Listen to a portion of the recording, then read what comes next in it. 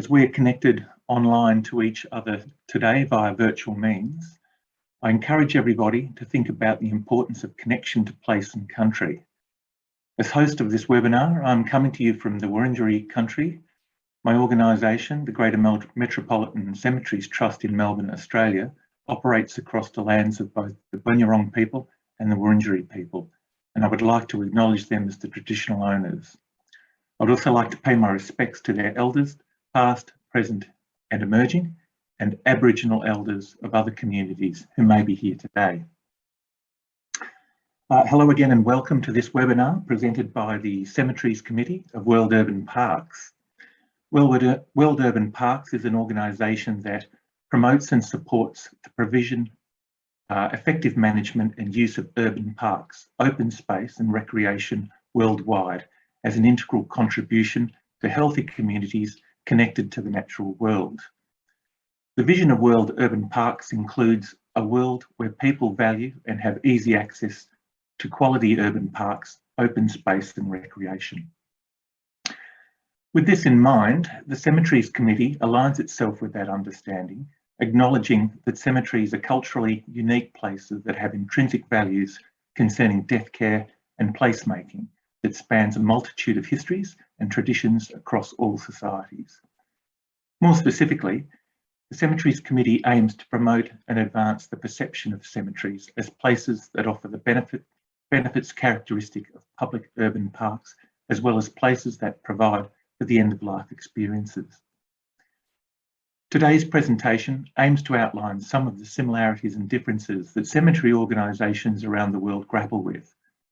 While culturally different, cemetery organisations in general tackle common issues of land availability, facilities and grounds management, community demands and concerns, perpetual maintenance and operational efficiencies, all the while creating and maintaining places of beauty and respect. The webinar highlights our common encounters with death, memorialisation and how we create places that honour and memorialise us. Our places are intimate, caring and reflective, which is applied to both the service we offer and the environment in which it happens. And so we hope to provide a snapshot of how we improve these relationships by recognising those intrinsic qualities of the places we call cemeteries. Our presenters today include Nancy Goldenberg, the President and CEO of Laurel Hill Cemetery and West Laurel Hill Cemetery and West Laurel Hill Funeral Home in Philadelphia, USA. We have Gary Dordlin, the Cemeteries Management Lead for the City of Calgary in Canada, Carl Nesbitt, the Divisional Manager of Recreation at Nelmac in Nelson, Aotearoa, Bishop Ngobeli, Manager, Johannesburg City Parks and Zoo, Johannesburg in South Africa. Myself, Hamish Coates, the Manager of Future Design at the Greater Metropolitan Cemeteries Trust in Melbourne, Australia. The panel will be moderated by Dr. Katrina Simon, Associate Dean of Landscape Architecture from the Royal Melbourne Institute of Technology, also from Melbourne, Australia. At the end of the presentations, we invite you to ask questions, make comments or observations. Please feel free to drop any questions into the Q&A box at the bottom of your screens as they come to mind, and we'll address those at the end of the presentation. I'll hand over to Katrina now, who will kick things off with a brief outline of cemeteries to provide a framework for our discussion. Thanks, Katrina. Thanks, Hamish, and welcome everyone. It's always wonderful to be in a group of people who love to think about and talk about and visit cemeteries, and people involved in this seminar are all deeply involved in cemeteries as a vital form of cultural production. So just to begin, I'd like to give a very brief overview on some ideas about cemeteries to frame this discussion.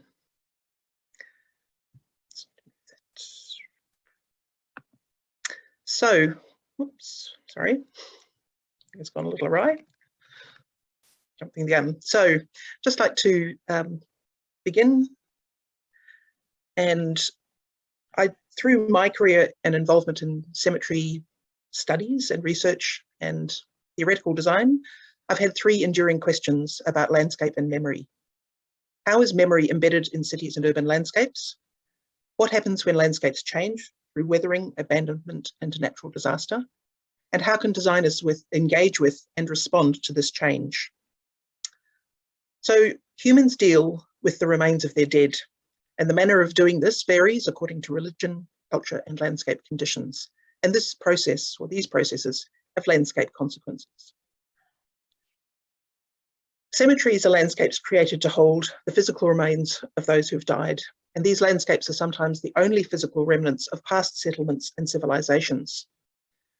As well as holding the physical traces of past burial practices, cemeteries can also be read for the ways in which they embody ideas about how the world is organized and about the relationships between life and death.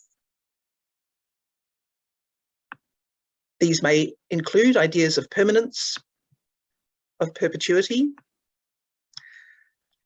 and continuity and memory. They may include ideas of what's believed to happen to people after death and about the appropriate relationships between the realms of the living and the dead. These ideas can vary greatly across different cultures, religious groups, and historical periods. And as a consequence, there are fascinating differences in the cemetery landscapes built in different times and places.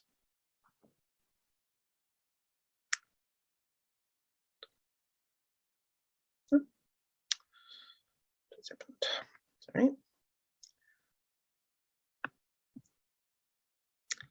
So I did not progress. There we go. Yet even landscapes built to preserve memory will begin to change and decay almost as soon as they are established.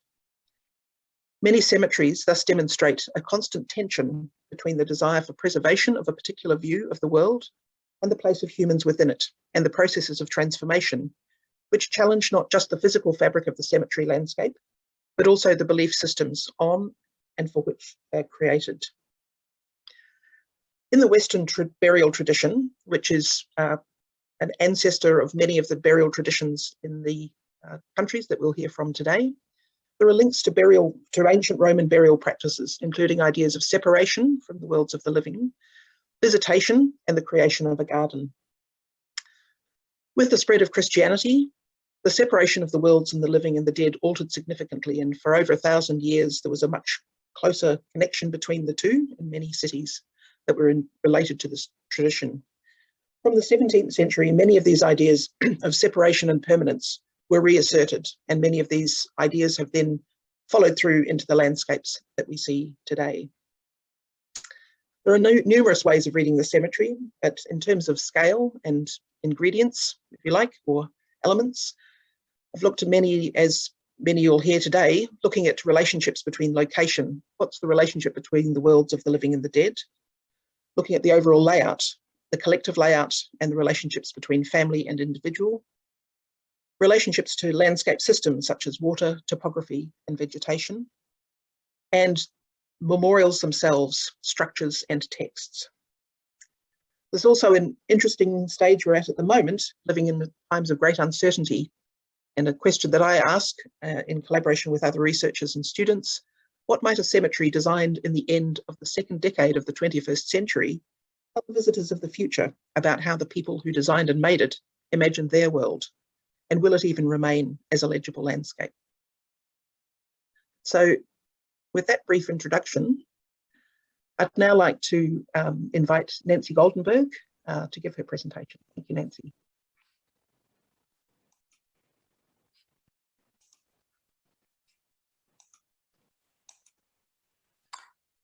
Thank you so much, Katrina. It's an honor to be part of this panel. I'm Nancy Goldenberg, and I have the privilege of serving as president and CEO of two historic cemeteries, Laurel Hill and West Laurel Hill in Philadelphia, as well as one funeral home. I know we don't usually think about cemeteries in the same breath as a public park or a downtown plaza. Yet when you really think about it, cemeteries occupy a lot of space. There are 824 cemeteries in my region alone, totaling about 9,000 acres. My two cemeteries are 265 acres, and in urban areas, cemeteries are vital parts of the community fabric. They are used for much more than burial spots. and for the dead. And in fact, some of the creative ways we are using cemeteries may surprise you. So let me begin.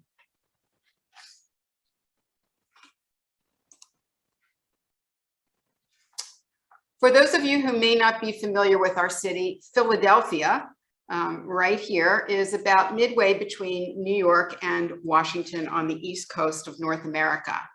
And our two cemeteries are across the Schuylkill River from each other, about a 10-minute drive away from each other. Laurel Hill on your right is the older of the two, founded in 1836 by a prominent Quaker librarian and horticulturalist named John Smith, and a few other civic leaders. It's the second major rural area in the country, and also granted a National Historic Landmark status in 1998.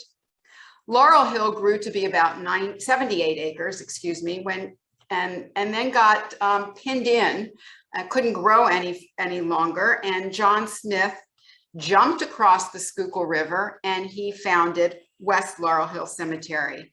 It is 187 acres.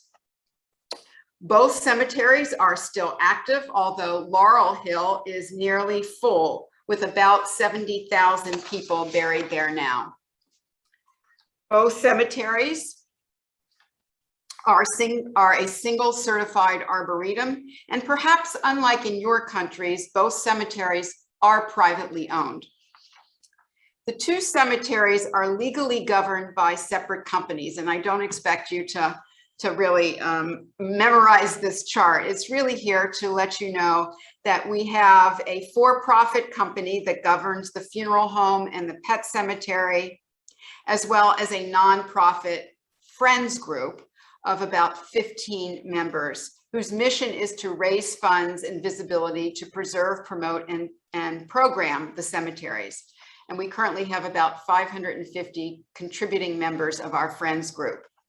Everything we do rests on these three pillars: eternal rest, which has everything to do with the death industry; recreation, which has to do with our programs and events and community partnerships; and civic value, which represents the history and value that we bring to the regional economy. So, looking at each pillar briefly, we have a funeral home on our premises, which is not very common among American cemeteries. You don't have to use our funeral home to be buried in one of our cemeteries, and our funeral home also services families who choose to be buried elsewhere. We also have a pet cemetery and offer full burial for pets, as well as what we call aquamation, which is a form of cremation without fire. We also have the world's only CITES Gold level certified green burial area, which is a beautiful meadow of about 2/3 of an acre and accommodates about 500 people. This is very, very popular and nearly sold out, so we will be expanding it in 2022. We also have a substantial Jewish population near West Laurel Hill, particularly, and that faith calls for burials next to a person of the same faith. Our existing section is nearly full, and as you can see here, we're digging some dirt and began construction on a new 890 grave Jewish section, which will be completed next July. That's our eternal rest pillar, but now I'm going to turn to our recreation pillar. We have a robust annual schedule of celebrations and tours. We celebrate the fact that we are a beautiful outdoor setting, a vital part of our communities, and a welcomed park space for residents. After all, cemeteries served that function before there were public parks. We have veterans from every war buried in our cemeteries, including 40 generals from the US Civil War, and we honor them annually with many events. We also have a lot of fundraisers, the largest being what we call the Grave Diggers Ball. We just held our 16th annual ball. It's produced by our nonprofit friends and is held off-site every year and nets between $50,000 and $70,000 for us. Our friends organization also hosts 5K runs through Laurel Hill. Costumes and dogs are welcome. And still on our pillar of recreation, we, during the warm months, show movies, concerts, family days, and even goat yoga. But we're also a sanctuary for unstructured events, just walking with family and friends or taking a bike ride through the cemeteries. We have a regional trail system that runs adjacent to Laurel Hill and in fact runs directly through West Laurel Hill. And since COVID, I have to say that we have seen huge bursts of activity using our cemeteries for cycling and jogging or just dog walking. We also offer educational programs for youth, including Shakespeare in the cemetery. We had a small grant for that, and we worked with a theater group to have youth from our community learn Hamlet and perform it in our cemetery. And we also have horticulture and masonry interns from a local trade school. In the past, we've also hosted horticultural learning opportunities for returning citizens. We cherish the fact that we're a certified arboretum and celebrate the nature that is in and around us. We have an apiary, conduct bird walks, created a garden tenders program, and have been adding more and more pollinator and specialty gardens, many supported with grants from local garden clubs and horticultural enthusiasts. I'll close now by mentioning our third and final pillar, civic value. We add beauty to the city and to all the families that we serve. We support our neighbors and we are engaged in community meetings, neighborhood cleanups, and local events.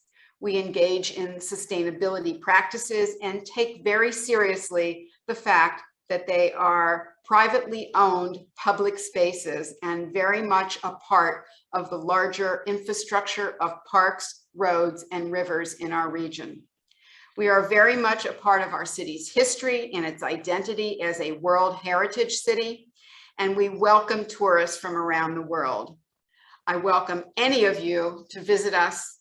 Next time you're in North America, please come visit Laurel Hill and West Laurel Hill. Thank you very much. Thank you, Nancy. That was wonderful to see those images and get insights into the way that your really remarkable cemeteries are run. And I can't help noticing noting the goat yoga. That's a first as far as I'm aware in the cemetery world, but I may be wrong. But thank you, that was wonderful to get that insight. I'll now invite Gary Daudlin to give his presentation, and then we can pick up some themes from both presentations after that. Thanks, Gary. Over to you. Excellent. Thank you, Katrina.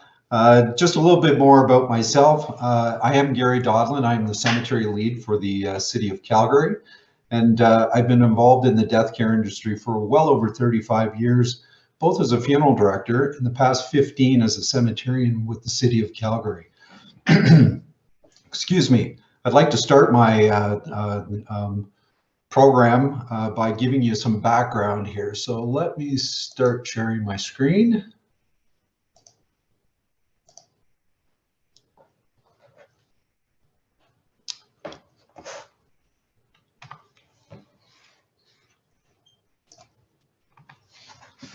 Alrighty, a little bit about the city of Calgary. Calgary is one of the largest cities in Alberta, Canada, with a very diverse cultural and religious demographic. The city was established in the late 19th century with our economy based on industry, services, manufacturing, and agriculture. We are world famous for the Calgary Stampede, which is, of course, the greatest outdoor show on earth, and our proximity to the majestic Rocky Mountains to the west. Under the auspices of parks, the city operates 6 municipal cemeteries, including an indoor mausoleum, columbaria, casket and cremation plots, scattering gardens, an ossuary, and a green burial section in our newly opened cemetery, Prairie Sky Cemetery. Calgary parks and cemeteries provide access to approximately 8,600 hectares of open space. This is approximately 1/10 the area of the city. We have a lot of green space. The city is proactively tracking and developing indicators to ensure we are strengthening and providing equitable connections to our parks and cemeteries. This is done through Imagine Parks with database targets and success indicators. Now, I wanted to make this a little bit of fun, so just so you get an idea as to some of the temperature swings for the city of Calgary, I just wanted to bring up this fun fact. So the Calgary cemetery daytime highs are normally between 20 and 25 degrees and can get up to the mid to upper 30s during the summer. Our winter times range from -5 to -15, but with wind chill could drop below -20 to -30. And trust me, it's gone far beyond that. We've hovered into the -40s a few times. So with that said, the frost line in Calgary can reach 1.5 to 1.8 meters and has been known to reach 3 meters. So for those that don't know the metric system, that's about 10 feet. That rotating bucket is actually a frost bucket, and it's designed specifically for excavating during the winter months. So I'll move on to cemetery design and development. All of the City of Calgary cemeteries are designed and developed on the garden design principles.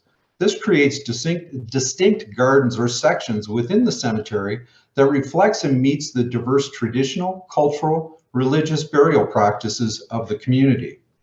As a municipal cemetery and being non-sectarian, this can be challenging, but is achieved through site-specific religious or cultural symbolism, such as pagodas, ceremonial burning ovens, and religious or non-religious statuary.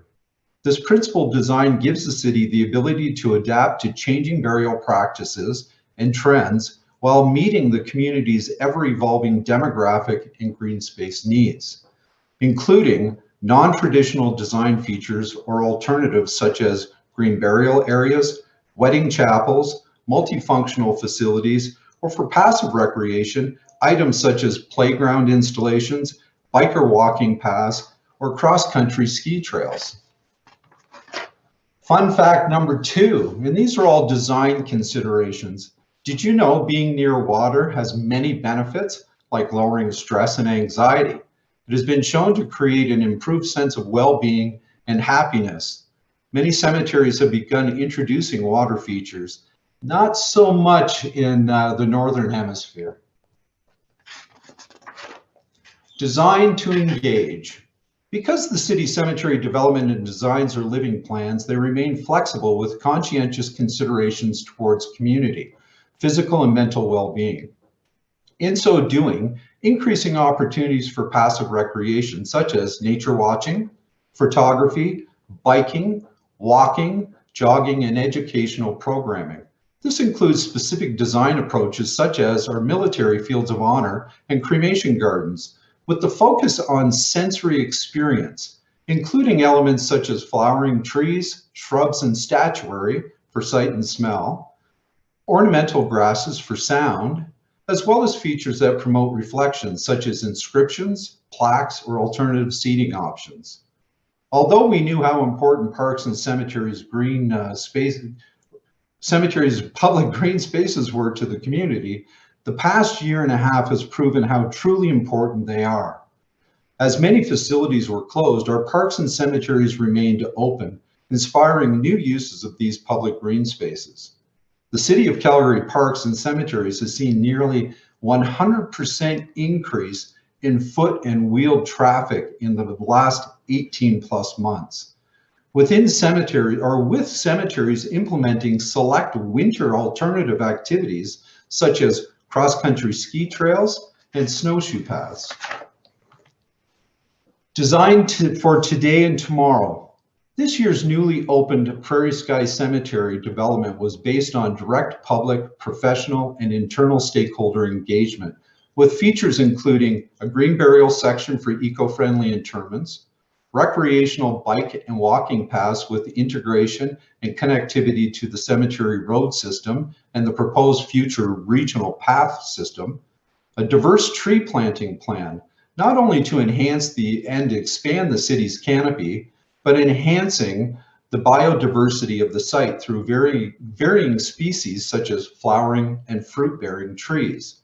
Amenities including garden and self-watering flower pot installations, benches, and proposed sheltered gathering spaces to enhance the user experience and promote well-being through sensory experience, as well as the essentials: access to dignified quality cemetery services and a diverse, affordable product selection, continued support for public programming such as cemetery tours, monument cleaning and public events, and continued exploration of alternative public programming and community recreational activities, diversifying for the community of tomorrow.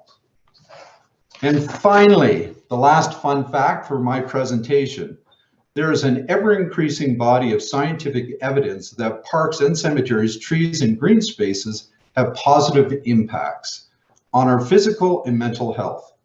Even just being near trees or a green space can positively impact our biochemistry. Thank you. Thanks, Gary.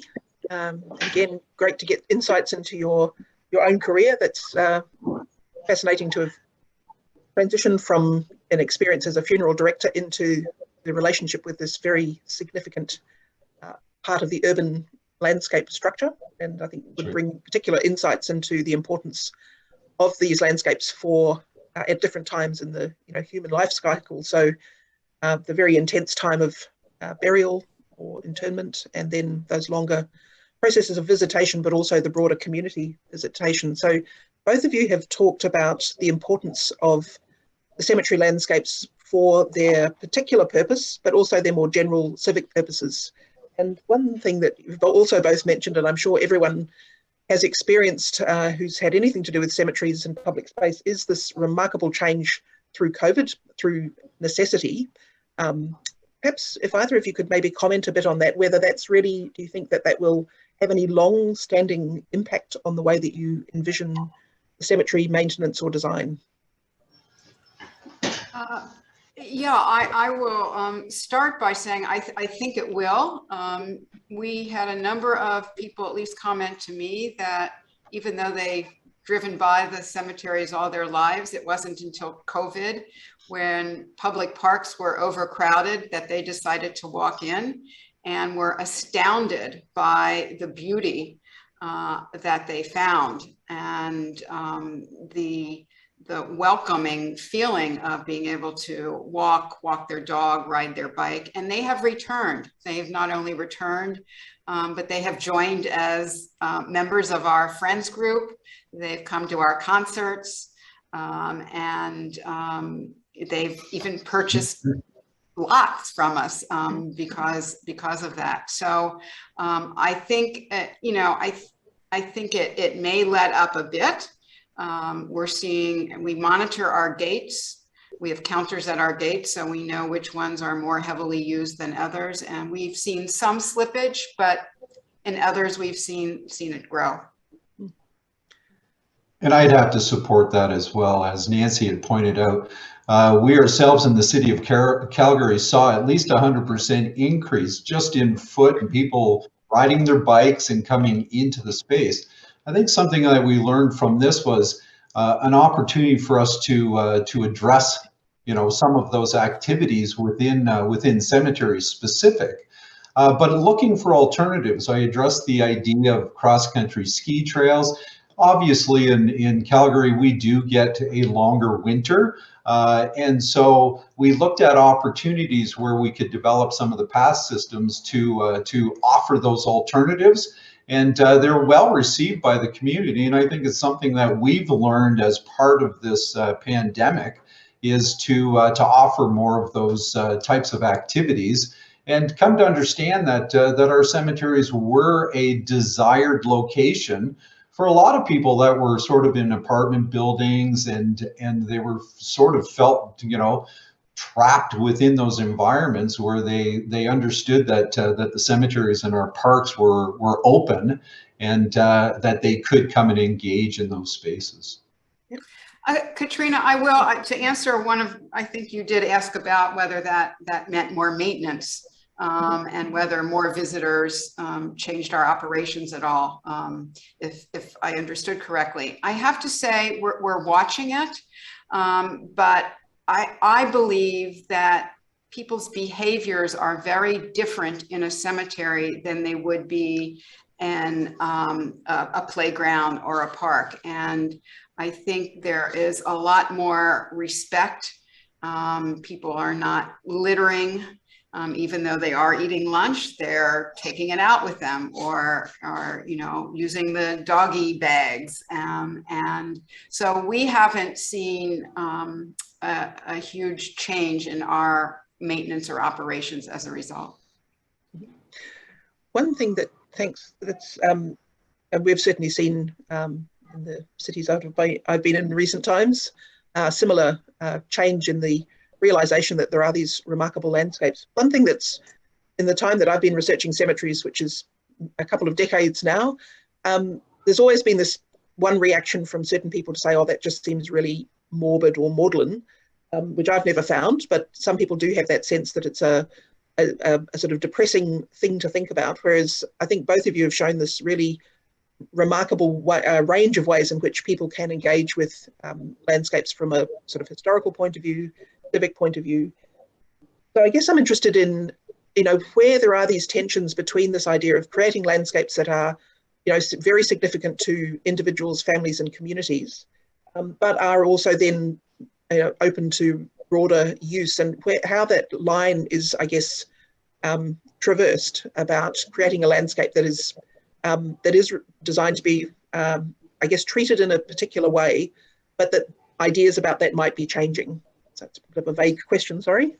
No, I think I understand it. We're very conscientious when we have a funeral, a burial. We have signage that ask our recreational users to be respectful, that this is a cemetery. If they're on a wheeled vehicle like a bicycle, to, you know, dismount or go another way if they're encountering a funeral. So I think it's a respect kind of a thing. And I also feel that many of our families who have loved ones buried here really love to see it being actively used. They like to see the life that is part of our space. So we have not encountered any, you know, very negative reactions on the part of our families. I would have to echo that as well. I think with the changing demographics within our own communities, I think we have different attitudes towards burial and, you know, sort of the celebration of life. And I think we as a cemetery have engaged the public to see what their interest is, what sort of, you know, activities they want to see in cemeteries, and we've tried to explore those.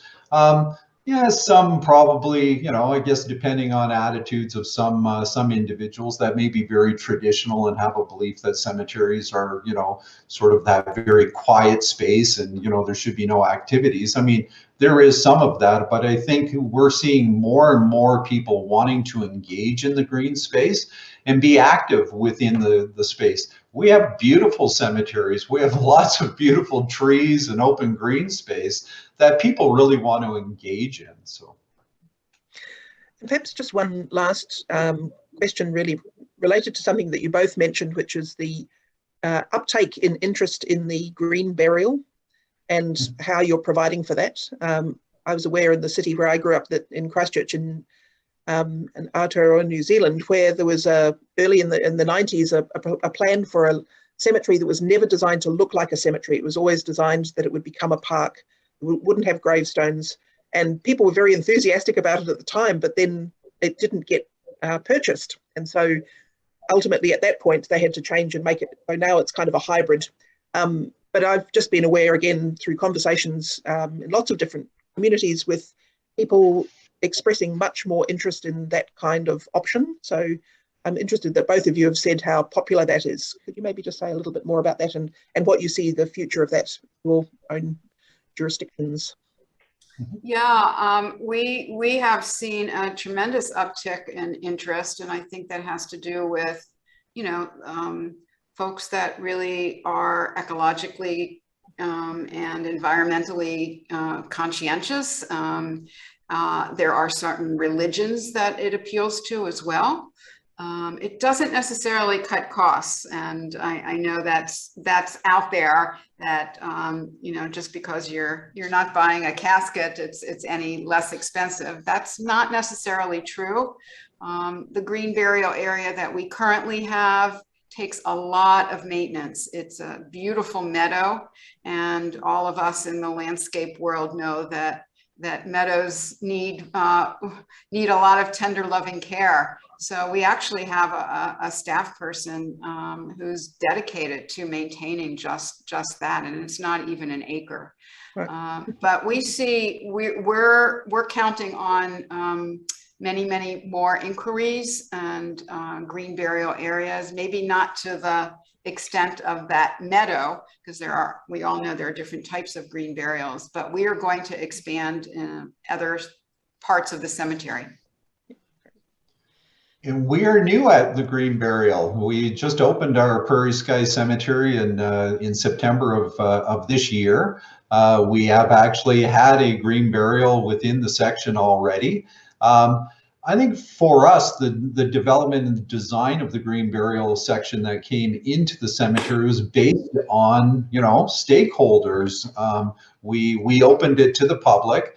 We wanted to get an idea as to what the public was interested in, what sort of features they wanted to find in a new cemetery, sort of setting the stage for the future. And so we are new at it. It is something that we will be learning from as we move forward. But we did want to make that part of it. I think for us, it's a good alternative to those that thought cremation was the only sort of alternative to traditional burials, and wanted to be eco-friendly.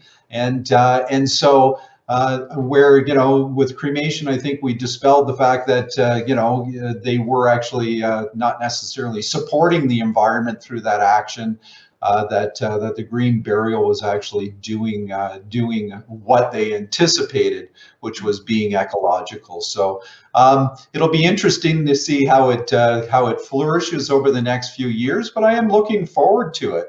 I think just putting it in and making it accessible adds interest, and it is a nice alternative for folks to choose. Sure. Well, thank you both very much for your presentations. Great to get see those, you know, beautiful landscapes, and they are beautiful and endlessly interesting. We'll be able to have a broader conversation a bit later, but now I'd like to move to the Southern Hemisphere and invite Hamish Coates to give us a presentation about his role at the Greater Melbourne Cemeteries Trust in Melbourne. Thanks, Hamish.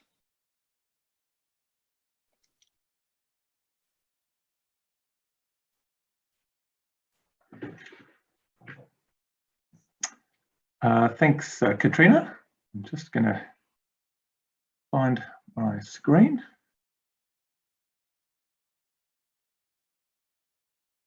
And move out of the way. Yes, thanks everyone. Hello, as I mentioned before, my name is Hamish Coates, and I'm the Manager of Future Design with the Greater Metropolitan Cemetery Trust in Melbourne, Australia, where we take care of the Trust's 600 hectares of cemetery spaces spread across 19 cemetery sites and 3 greenfield sites. The Greater Metropolitan Cemeteries Trust was established by the Victorian Government in 2010 and is a community-focused organisation operating the 19 cemeteries and memorial parks across Melbourne's metropolitan region. Located in the north, east and west of Melbourne, GMCT cemeteries account for more than 600 hectares of public open space, as I mentioned. As our population grows and Melbourne's urban footprint expands, these open spaces will be maintained as important community assets for generations to come. Our cemeteries incorporate several landscape typologies, including urban settings, which are typically sites closer to the older sort of urban centres and more established areas, rural settings, which are typically sites that sit on the metropolitan fringes, and cemeteries with government heritage overlays, such as Fawkner, Keilor and Williamstown, closer to the city centre of Melbourne and are the older and more established cemeteries. We also have 3 greenfield sites that will undergo master planning for their eventual development. So up until recently, the development of our cemeteries has always occurred pretty much in the usual way. That is, we'd find adequate and appropriate land and maximise that space with grave plots. As a cemetery organisation, this is our core business and one that must meet the demands for adequate burial needs, and it also reflects and responds to the expectations of the public. But in the last few years, we've begun to view our cemeteries as places rather than spaces. In addition to developing land to create more burial opportunities, we undertake other projects at GMCT that investigate future possibilities and how they might respond to both continuing maturation of the organisation and maintain relevance with the community's expectations, while addressing the need to innovate and evolve.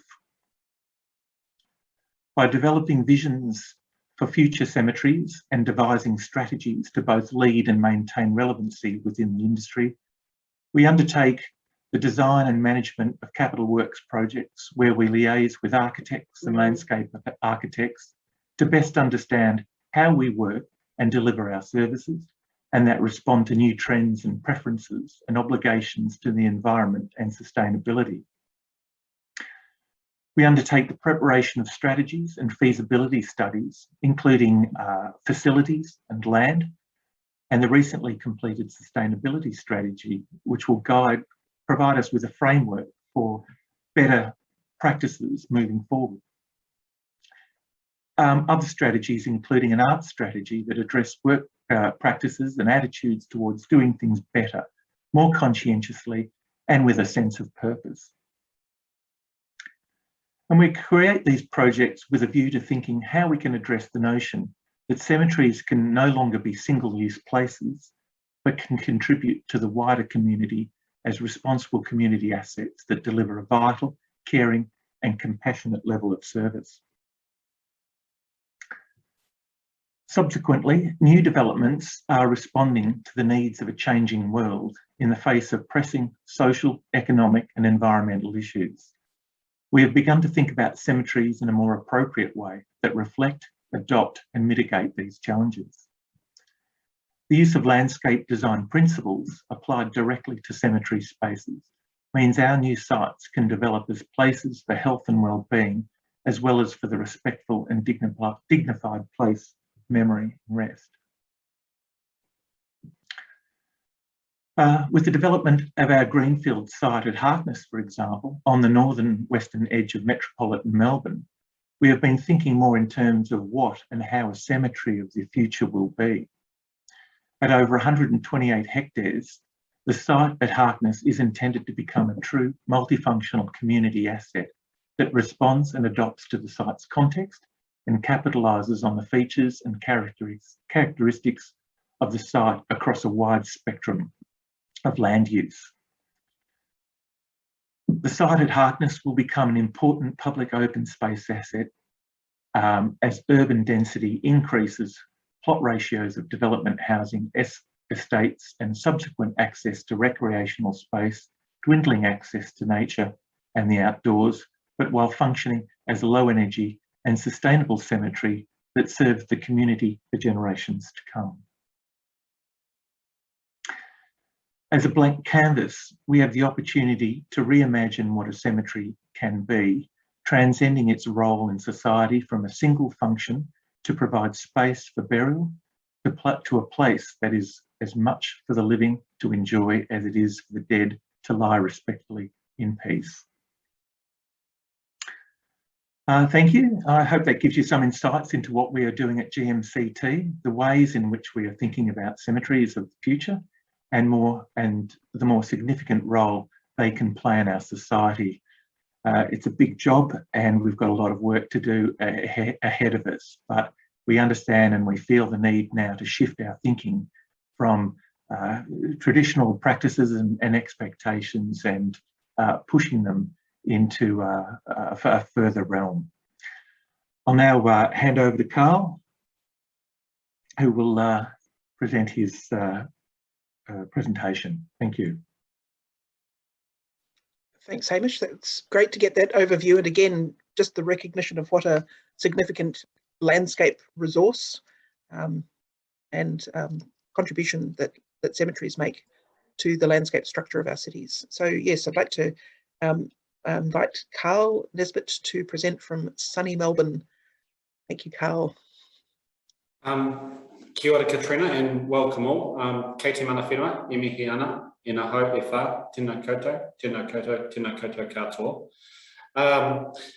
Welcome all, and I'd like to acknowledge everyone here today from the four winds and corners of the world.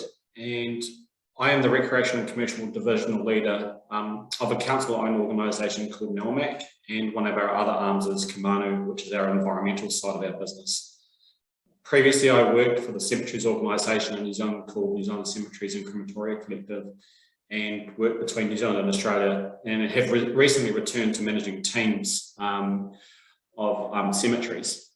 So my presentation today will give you a brief overview of the diversity within New Zealand and the challenges around our cultural awareness of our Indigenous people and our new cultures that are developing through the country, and some of those challenges that we have around our regions, and how we transfer our historical and closed cemeteries and focus on creating spaces for recreation while still respecting the social community that we supply a space for bereavement. So just going to move on to my next slide. So we have one of our key aspects within New Zealand Aotearoa is our cemeteries are creating spaces for all our cultures, and creating that space for each culture to celebrate death, to utilise that space how they see fit. And within New Zealand, we have a very diverse culture. Historically, our cemeteries were designed for catering for those religious beliefs. And while our local Indigenous people, Māori, had their own Urupā cemeteries, they were separate on their own land. And now what we're seeing, our spaces are providing places for Pacifica, Asian, Muslim, Africa, and European, and any other communities that celebrate death how they see fit. And interestingly, in developing those spaces, and we can see within the photos here, our Pacifica community, they celebrate death really different to the European aspects, where they will have parties and picnics, and they'll actually really celebrate that death. And that can be a challenge on how we design our space and how we manage that operation. And looking forward, as our culture within Aotearoa expands and changes, and especially in those regional areas, our managers actually have to adapt and change out of the box, and their thinking on how they actually create the existing space to incorporate those cultures. And as a country, we're filling up our cemeteries quite quickly, and we have to develop new space, and those future diverse cultural requirements have to be well thought out, and it is becoming more complicated, especially in those smaller regions. And one of the big areas is the aspects of how we bring in the nature and the natural elements of the environment that we have around us, and those ecological aspects, and creating space for recreation as we have higher density of housing. So within our Indigenous cultures in New Zealand, there's very mixed historical cemeteries, and generally they're run by our territorial authorities, but we also have private trusts and local iwis. Now the focus for Urupā, which is a local iwi cemetery, is integrating them into a European approach to death can be challenging, as the cultural awareness is our biggest challenge. There is a lot of difference on the way they approach death, and that has to resonate with us. And most things for them contain mana, and that's the spiritual essence.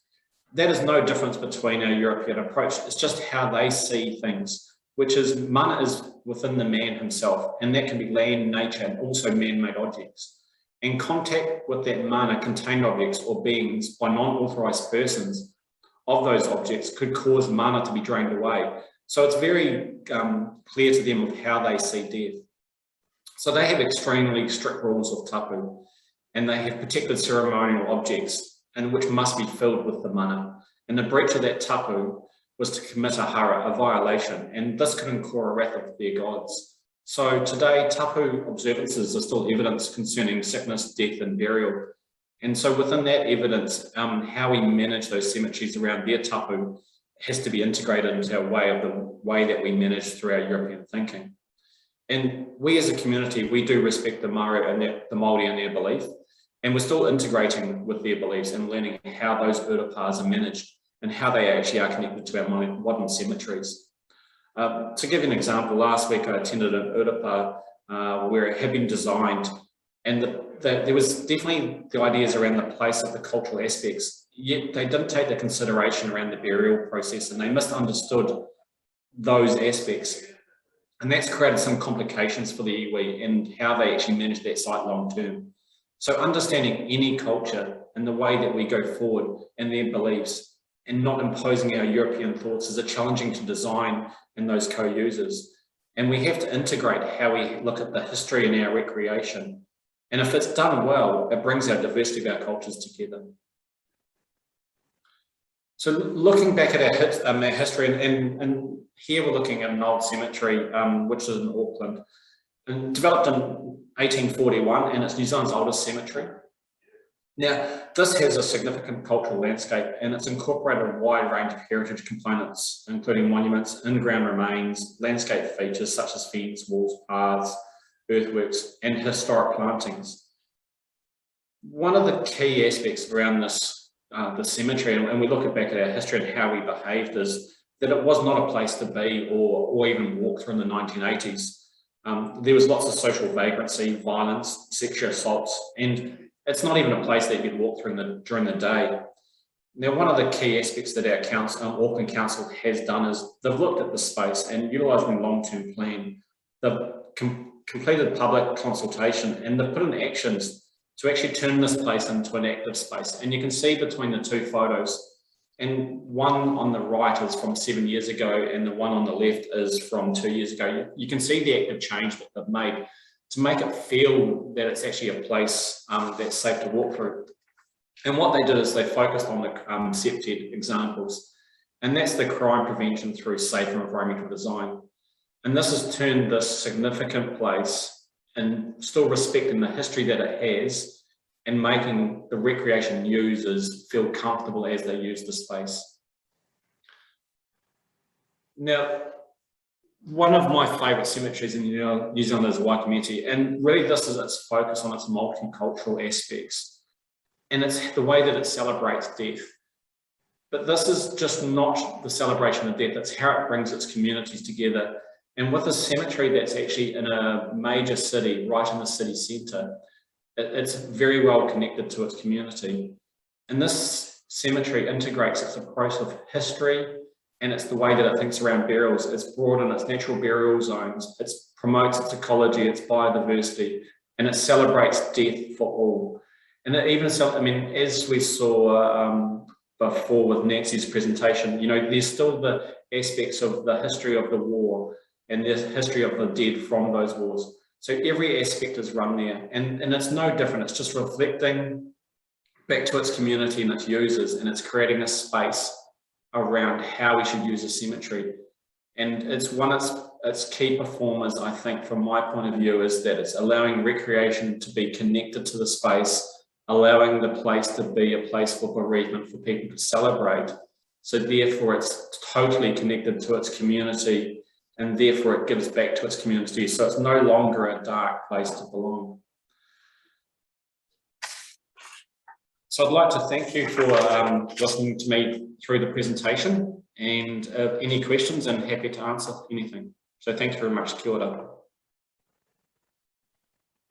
Thank you, Carl. And great again to see those.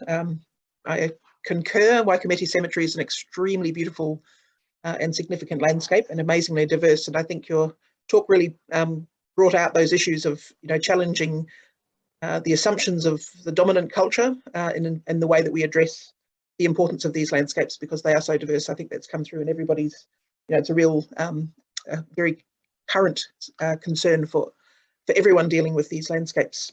So now I'd like to welcome Bishop Nobeli to join us from Johannesburg. Thanks, Bishop.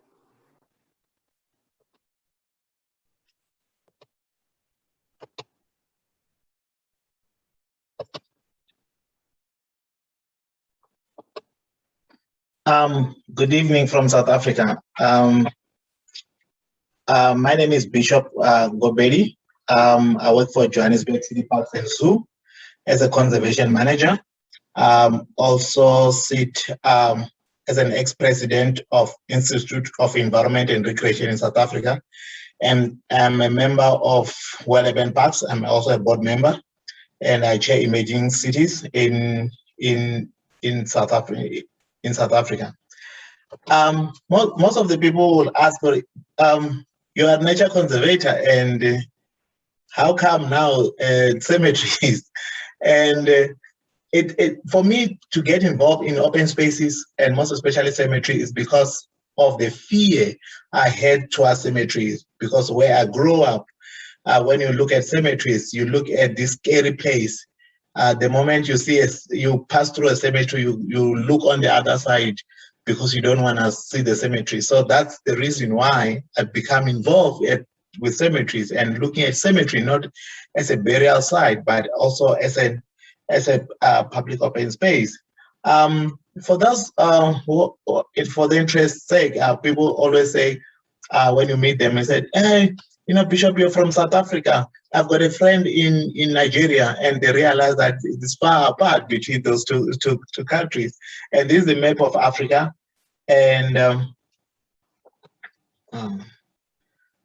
this is South Africa. I am based in Johannesburg, where I work. These are different provinces and in South Africa. In South Africa, we've got a population of around about 57 million. That was in 2018, and that population is growing. And we anticipate that population to grow. And the reason why I brought this statistic is because of the more population grows and people move more into the urbanized areas, that create a huge issue regarding cemeteries. In Johannesburg, Durban, Cape Town, we are starting to run out of cemeteries because of people moving into these spaces. So it's important for us to look at the population growth in South Africa and how it will impact in our cemeteries. But let me talk. In South Africa, we're divided into three. You've got your urban area, which are cities or metropolitan. You've got your small towns and your rural areas. Also, you find different ways of burials in these areas. First one is I took this picture in deep KwaZulu-Natal. You can see these rocks here. This is a grave. So where people are still burying people in their backyard. This is most especially in the deep rural areas. And for them to take this picture, it was a hassle. I had to ask and say, no, what do you want to do with the picture? So there's still that whole secret about burial or cemeteries in those villages. But they do have also their cemeteries. You can see this one of the big cemetery where they are using rocks to gather. So these are the areas where people are not burying in their houses, but they are buried in a cemetery. You can see this cemetery is not even fenced. So these are the types of cemeteries that you see, and that's why it creates fear when you look at a cemetery like this. It creates that. If you look at your small towns, you have got your cemeteries that are starting now to develop. Even though you look at how it is, it still creates that fear that when you go into this area, you just want to go out because of how they were designed, how they were done. It creates that perception that you don't feel free while you are into this particular spaces. And then you go to your city cemeteries where they are much open, where it's much more you feel a little bit at home because you can see further and there's more people moving around compared to those other cemeteries around your small towns and also your villages. I'll talk about one cemetery in Johannesburg called West Park Cemetery, which West Park Cemetery, when it was built, it's in the middle of the city, and when it was started, you find that it was churches, the Anglican Church, the Catholic Church, burying in a specific areas. Then you've got the Muslim section in that particular cemetery. You've got the Chinese section. You've got the Jewish section in the other area. You've got your Christian section. So this cemetery has got different sections around it where people still buries in this particular area. So this creates a cemetery where you've got a multi-use, because in South Africa we've got diverse cultures, diverse use. So this cemetery, you find that there's different areas where people are burying. And one of the things that comes into us was to say, how do we, because of the space that are starting to get limited, how are we going to be able to bury people in future, while there's these divisions that you need to have a Christian here, you need to have a Muslim here, you need to have a Hindu here, you need to have, so that create a setup to say, how are we looking at the cemeteries of the future? And one of the cemeteries that we looked at is Deep Floor Cemetery, where when we started this cemetery, we created an environment where when you enter into this particular cemetery, there's that feeling that, this is not just a cemetery, but it becomes a memorial park. And while you enter here, you don't feel like you're going to a cemetery. You can see how it looks. It's very beautiful. You don't feel like you're going to a cemetery, but you feel that you are now going to a memorial park. And that's one thing that we started creating, to say, let's not create cemeteries anymore, because it's got this notion of being scary place. But let's create memorial park where people will be able to recreate in that in those particular spaces.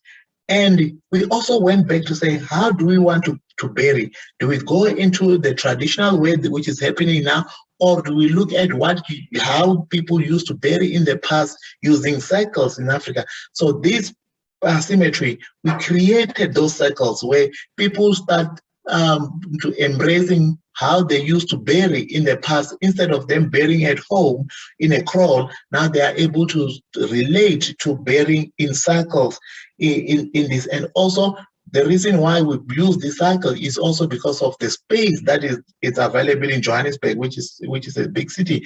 Then with this type of burial, you can start to accommodate more graves into that particular cemetery. As you can see here, the number of graves here. So we make it much simpler for people to say, okay, my grave is grave number 25 or grave number 24. So it becomes much simpler, and it's no longer those old and traditional cemeteries that are very scary. If you come into this, you are coming to a memorial park. You are now coming to somewhere where you can be able to relax and feel at home, rather than in those traditional cemeteries, which they used to be extremely scary. This is one of the cemetery section here where we started burying, and people started embracing this type of the way of burying, compared to in the past where it used to be dense with tombstone next to each other, where it becomes scary. And you can see we started greening these particular spaces where it becomes more welcoming. It's no longer those traditional cemeteries that are very scary. But also, we started realizing that people still want to bury in the old traditional way, where graves are on the line. We did create that particular setup there and said, how do we make so that we can make sure that people feel welcome and start using the cemetery the way they were using in the past. And we started greening these cemeteries so that people can feel that this is not just a cemetery, but it's an open space, it's a memorial park, which can be used for all. But there was one trend that we have seen, most especially in West Park Cemetery, because it's inside the city, and everyone wants to be buried there because of the high, the maintenance, it's very high, and also because of the tradition, how it looks, it actually accommodates different cultures. We started seeing a trend of how the tombstones were designed. If you can look at these tombstones, it becomes now more recreational. People will come to this cemetery not to come and see or visit their graves, but to come and see graves at this Heroes Acre, where the prominent people are buried. And families started using different shapes of tombstone. Look at this tombstone. It's one of the artists, the way they create these tombstones with a picture of a person, where when you go there, you might think, hey, I'm seeing this person, whereas it's a tombstone. So they started using these to actually show how that person looks like. This is one of the popular singer in Johannesburg. It's one of our actor. You can see this is a TV and also a sort of like a bench where someone can sit. You can see some of the. So they started putting these tombstones, that people started using this particular section of the cemetery as a recreation area. And people love to come over into this area.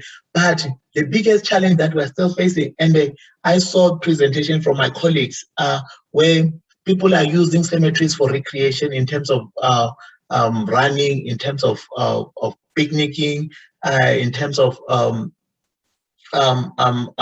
trail run or other type of recreation. In our cemetery, it's still a little bit, people still feel uncomfortable doing recreation in the cemetery because of different cultural background, where cemeteries is one of the most respected area. So there's so much that we have to do so that people start looking at these open spaces, not just as cemeteries, but as spaces that people can recreate. But future memorial park will be able to offer that, because they are no longer scary with all these huge tombstone, all these huge trees. But now it's an area where it's nicely maintained, where people can be able to start recreating. But there's so much that we have to do in terms of cultural beliefs around cemeteries, so that people can start to embrace these particular cemeteries. Thank you so much. Thank you, Bishop. And again, a fantastic example of how your landscapes are really addressing these really very present tensions between tradition and innovation, and the challenges of diversity, and how that can be respected, managed, and allowed to play out, I guess, in the way that cemeteries are continually being designed and managed. So it's thanks to all of our speakers. We've got some time now for some questions, and we do have a couple in the chat, which I might perhaps go to, because I think it's come up in a few different ways already, and I'd be interested. I might the one question that has come up, which is, how will technologies play a part in revolutionising cemetery design? So I might perhaps just initially pass to Hamish, because I think you touched on this, and then any other panelist is also welcome to speak to that, how that's playing a role in this ongoing evolution of cemetery design. Yeah, thanks, Katrina. Yeah, this is a great question, and a really pertinent question, particularly in this day and age, you know, where we're just being, it's inescapable technology across all aspects of our lives. So why wouldn't that be applicable to how we're going to manage and develop our cemeteries of the future? We don't really know. I guess that's the point, the short answer at this particular stage, although we at GMCT are working with the University of Melbourne's Death Tech team to explore these kinds of notions and find out about the attitudes towards technology, as much as what kind of technologies would be available to us. I think we're also have to wrestle with the question of land availability, and I see technology as a way of addressing the concept of land. Obviously, to bury people, we need land to do that in, and once the cemetery fills, then we need more land to do that. And for an organisation like GMCT in Melbourne, it's not a simple process to go out and find some and quickly develop it. It has to go through a raft of statutory obligations and time, so it's not a quick thing.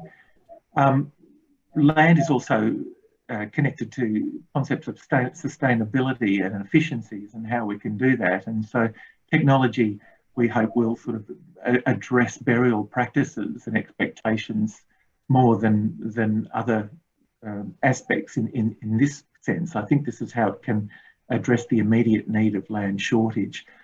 We've talked about lots of different kinds of new ways of burying people. You seem to do it in some of your cemeteries amongst the panellists, aquamation, composting. We haven't tried any of that yet at GMCT, but look, the conversations are getting louder, but we need the technologies. I think some of them exist, but look, I think it's also some of the statutory hurdles that we have to get over, and some of the, again, the perceptions and attitudes towards death, the expectations that we kind of feel about, well, is that the right way to bury it? Is that what I'm expecting? And getting people used to the new ways of doing things, I think, is going to be one of the big challenges. I'm hoping that technology, on the other hand, might be able to tell stories and deliver the histories of our cemeteries and support new ways of burying people or interring people and memorialising people by explaining the histories and the stories and delivering the concepts of change that we have over those past 100 years or so here in Australia. So look, it's a very new type of thought, and it's an exciting thought. We're all kind of keen to know how it can work for us, and we're just putting our the motions forward at the moment to find out what might be suitable for us and how that might eventuate. Thanks, Hamish. I can see Carl has his hand up, and maybe Nancy after that. Yeah, Nancy can jump in after. Look, I just want to sort of carry on a wee bit of where Hamish went around technology. I think some of the technology we're seeing as experimental too, and we're seeing even in New Zealand, we still haven't got accumulation completely yet, but I think we're seeing styles of the way the cemeteries are managed and the way the laid out and the behaviour is definitely, you know, an experimentation on where cemeteries may go. And if we look back at history, it's sort of almost reverting to some of that recreation type technology. The really interesting thing around history though is we're now starting to see virtual reality coming through, and we've got a company in New Zealand that's actually creating virtual tours through virtual reality, which is, it opens up that historical tour capability for cemeteries. It's not yet been put in place in cemeteries. There was a discussion that we'd love to find someone to do a cemetery to do that with and to experiment with, and that will probably help with tours, you know, because there is some amazing history, and I'm sure Nancy would say the same, and Hamish and Gary and Bishop, you know, within our cemeteries, that's our past, and it'd be great to share that with modern technology. And we're still seeing the technology coming through around how cemetery management is run, and I think that's going to be an ever-changing world, going with GIS, RFID tagging. All of the smart technology will actually always enhance us and improve us. Thanks. So I'll hand over to Nancy now. Yeah, thank you. I was on a webinar the other day, and Professor David Sloan from the United States made an astounding comment that Facebook has become the largest mourning place in the world. So the impact of technology is certainly with us. It's not going away. And I think also, you know, as my colleagues have mentioned, we are using it for finding graves, identifying trees, On our tours, we have self-guided tours with an app. And we are conducting funerals via Zoom. I think as families disperse around the globe, they cannot necessarily get to a funeral or honor a loved one in person. And we are doing what we can to use technology to bring those celebrations of life to them. So I think one of the, not to belabor the question, but I think the issue of personalization is very much related to the issue of technology. And we are growing more and more toward seeing more personalized memorials, whether that involves technology or just, cultural icons and things like that. I think that's a really interesting point about personalisation. I'd just also like perhaps to ask Bishop in relation to that. I think the example you gave of this very creative and wonderful idiosyncratic tombstones that in the Heroes Acre or area, how did that start? What actually made that area develop in that way, do you think? That area, when it was developed, it was more of politicians that were buried there. And it started now with prominent people. And now this whole setup of using technology to create a statue of a person or a like most of this, if you walk in that Heroes Acre, it's like you're seeing those. Some of them are actors, some of them are musicians.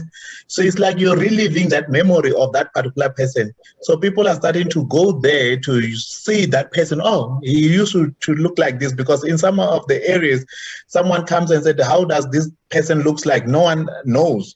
But by using that technology now, people can start visualizing that particular person. So which is amazing.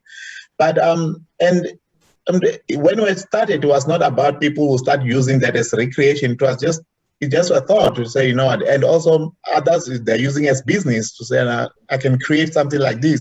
So now it's getting more popular and more popular, and not only on the Heroes Acres only, but also on the other side of the cemeteries. It's starting to be like that, yeah. Cool. Just to pick up on that, one of the other questions that's come through is that noting that in Europe, for example, in Denmark, there's a culture that cemeteries are popular, relaxing locations. What are the best methods to make cemeteries a popular place in Anglo-Saxon countries such as Australia, US, or Canada? And certainly, I think each presentation has talked a bit about that. In some cases, that sort of happened almost spontaneously as a result of the pressures on open space through COVID. Does anyone want to perhaps, maybe Gary, would you like perhaps to pick up on that in terms of, you're dealing with sub-zero temperatures? Yeah, I think as far as us moving forward, I think one of the things that we try to do and continue to try to do is engage the community to see what sort of activities they would like to see within our cemeteries as well as our parks. One of the things that got introduced into our parks this last year was ice bikes. It was sort of a new concept, and to be quite honest with you, has gone over extremely well. You couldn't go to the park and actually get a bike; they were that popular, and very much so with some of the cross-country ski trails within the cemeteries as well. I think as it's sort of, and I think everyone spoke to it, is that I think cemeteries are sort of going back to sort of the roots of what cemeteries initially were to the communities, and they were those open green spaces that people escaped to. And I think we're sort of going back in time and bringing those elements back into the cemeteries, inviting people back into those spaces, and by listening to the community and hearing what they have to say. Yes, I can add to that too, Katrina. One of our challenges is we have greenfield sites that we're looking at developing as new cemeteries and thinking about what can we do with these? How can we just not do the same old thing over again? That's one challenge, excuse me. But the other challenge is, what do we do with our existing cemeteries? we run a business, and when we're thinking, well, once our existing cemeteries fill up and can no longer provide an income for us, but in fact be places of expenditure, how can we diversify their existence in order to maintain relevance, to attract people and to provide some sort of offering to the community rather than close the spaces down? And so we're experimenting with removing some of the fences, particularly on the residential neighbourhoods and these interfaces at some of our older cemeteries in the closer to town, the main cemeteries, and wondering about, well, what else can we do with them? I noticed that some of the cemeteries in North America are sort of seem very progressive on that level, and so this is an attractive idea to us, that we can maintain our relevance and perhaps exploit the histories and the storytelling that currently exists, as well as turn our attentions to greenfield spaces. Thanks, Hamish. Carl, I'd like to pick up on that. Any feedback? Carl, can you? Yeah, sort of carrying on with what Hamish was talking about. I suppose our challenge is a little bit different because our cemeteries aren't privately owned. The majority of them are owned by the territorial authorities. So as our urban sprawl is getting bigger and bigger and closer around our cemeteries, those spaces are having to transition really quickly. And where I am here in Nelson, we've got a sort of the relevance of that at the moment, where we have our main cemetery and the developers are developing houses so quickly out of it, which is creating some interesting impacts. So we have a lot of the natural animal species like our pigs, sheep, deer are coming down to the cemetery now as a feeding zone. But we have a conflicting where, because of the urban sprawl, it's now becoming a place for dog walkers and it's becoming a place for recreation, place for sitting and contemplating. So those complexities of low funding and no funding are becoming, for us, are becoming, I suppose, a bigger issue. And how do we transition that space from a cemetery to a recreation space? And that's probably our biggest challenge, because throughout the country, I think that would be the majority of the parks managers' thoughts and roles. Great, thanks, Carl. I'll invite Nancy and Bishop just to speak briefly to that, and then I know Hamish will just give a quick wrap up to the webinar. Thanks. Sure. I just want to say that we, as many programs and wonderful opportunities that we do and people come to, we also have a, pretty substantial marketing budget. So we advertise, we let people know on radio and social media and in newspapers that we're having these events. To answer specifically the question, how do you get people into your cemetery? You can have the events, but you need to also tell them you're having the events and encourage them to come. And so marketing is a big piece of what we do as well. Bishop. I think for us, the cultural barrier is still very big. When we look at cemeteries, it's still a scary place to be. I drove to the cemetery today. Even though I'm getting used to it, but that scary part is still there. When I'm taking photographs, I'm still watching my back, thinking, because you are in that particular space, it makes you kind of uncomfortable. I think there's so much education and so much that we need to do so that people can be able to see cemetery not as a cemetery, but as a memorial park or public open space that we can be able to recreate. But more work needs to be done on our cultural beliefs around the cemeteries. That's very important. Yeah, thanks. And I think the development of new typologies, which everyone is engaged with in different ways, I think is definitely part of that as well. So it's a reciprocal relationship. Hamish, I'd like to hand over to you. I'd like to thank all of the speakers. It's been great seeing and hearing about all of your areas of work. So thanks, Hamish. Thanks, Katrina. Yes, and thanks to all the attendees and panelists from my end as well. It's been terrific. I think what this has demonstrated that there is quite a variety of different approaches and techniques to developing cemeteries around the world. We are, though, trying to do all the same thing by the same token. And I think this is just a good reflection of the cultural diversities that we explore and make these good relationships. I think it also demonstrates that this is a very fertile topic of conversation, and I think we've only just got started, I think, and the more we talk, the more questions and discussions that we can have. With that in mind, we'll be presenting, we hope to be presenting this webinar again at the World Urban Parks World Congress, which is coming up in early December. So I'd urge you all to jump on the World Urban Parks website and have a look at that and register your interest. And we think that that would be a great thing to do and to continue this conversation. So with that in mind, I'd like to thank everyone once again and enjoy the rest of your days or evenings, as the case may be.